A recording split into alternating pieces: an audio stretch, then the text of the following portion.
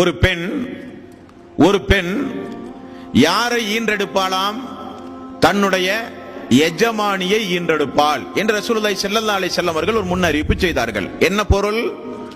ஒரு குடும்பத்தில் ஒரு பெற்ற தாயை ஆண் மக்கள் எல்லாம் கைவிட்டு அந்த பெற்ற தாய் கடைசியில் அவளால் பெற்றெடுத்து வளர்த்தி ஆளாக்கிய பிள்ளைகளிடத்திலே போய், பெண் பிள்ளைகளிடத்திலே போய் தஞ்சம் புகுவாளாம்.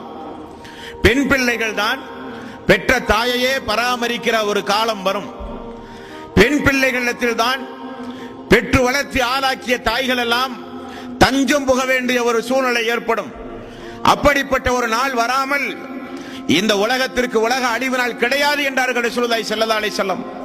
சாதாரணமாக இன்றைக்கு பார்க்கிறோம், பெற்று வளர்த்தி ஆளாக்கிய பெற்றோர்கள் எல்லாம் பிள்ளைகளின் மூலம் விரட்டி அடிக்கப்பட்டு முதியோர் காப்பகம் என்று அரசாங்கத்தின் மூலம் இன்றைக்கு பாதுகாக்கப்படுகிற கொடுமை உண்டுமா இல்லையா? எல்லா நாடுகளிலும் எல்லா மாநிலங்களிலும் உண்டு முதியோர் காப்பகம். இந்த காப்பகத்திற்கு என்ன வேலை? குடும்பத்தில் இருந்து விரட்டி அடிக்கப்படுகின்ற தாயையும் தந்தையையும் பாதுகாப்பதற்கென்றே ஒரு காப்பகம்.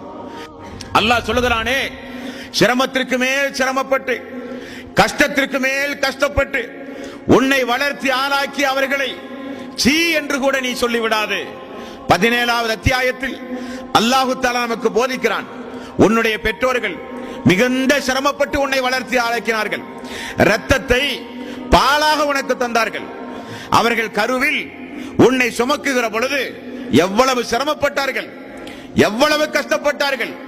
அதையெல்லாம் நினைத்து பார்க்காமல் நீ வளர்ந்து ஆளாகிய உடனே அந்த பெற்றோர்களை உதாசீனப்படுத்தினாலோ, அந்த பெற்றோர்களை கை நீட்டி அடித்தாலோ, அந்த பெற்றோர்களை கேவலப்படுத்தினாலோ, அந்த பெற்றோர்களை வீட்டில் ஒரு வேலைக்காரியை போல நடத்தினாலோ, அந்த பெற்றோர்களை 4 பேருக்கு மத்தியில் அசிங்கமாக பேசினாலோ, அந்த பெற்றோர்களை வீட்டை விட்டு துரத்தினாலோ அந்த நாள் வரும்.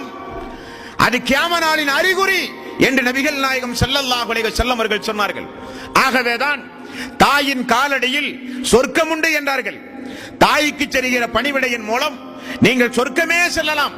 அப்படிப்பட்ட பெற்றோர்கள் உங்களுக்கு இருந்தும் அந்த பெற்றோர்களுக்கு பணிவிடை செய்து பராமரித்து நீங்கள் சிறுபிள்ளையாக இருக்கும் பொழுது எப்படி உங்களின் மீது பாசம் செலுத்தி அரவணைத்து அவர்கள் எவ்வளவு கஷ்டப்பட்டாலும் துன்பப்பட்டாலும் நமது பிள்ளை பட்டினி கிடக்க கூடாது, நமது பிள்ளை ஆரோக்கியமாக வளர வேண்டும், நமது பிள்ளைக்கு வெயில் மழை படக்கூடாது என்று சிறு வயதில் நம்ம எந்த அளவுக்கு பாசம் செலுத்தி ஊட்டி வளர்த்தி ஆளாக்கினார்களோ அதற்கு இந்த மனித சமுதாயம் கொடுக்கிற பரிசு ஆளானவுடன் கை